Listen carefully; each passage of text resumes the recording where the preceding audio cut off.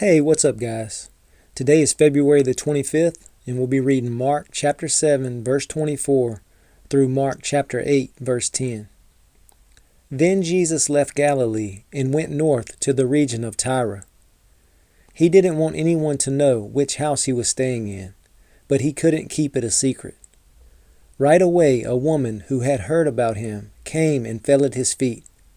Her little girl was possessed by an evil spirit, and she begged him to cast out the demon from her daughter.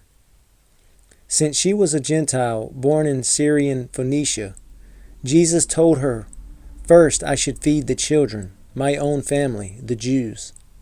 It isn't right to take food from the children and throw it to the dogs." She replied, "That's true, Lord, but even the dogs under the table are allowed to eat the scraps from the children's plates." "Good answer," he said. "Now go home, for the demon has left your daughter."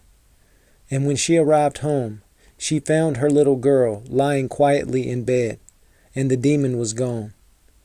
Jesus left Tyre and went up to Sidon before going back to the Sea of Galilee and the region of the 10 towns.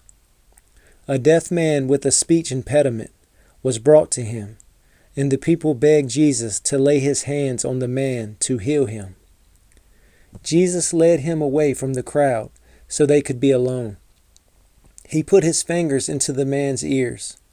Then, spitting on his own fingers, he touched the man's tongue. Looking up to heaven, he sighed and said, "Ephphatha," which means, "be opened."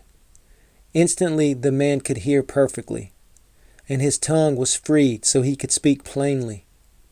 Jesus told the crowd not to tell anyone, but the more he told them not to, the more they spread the news.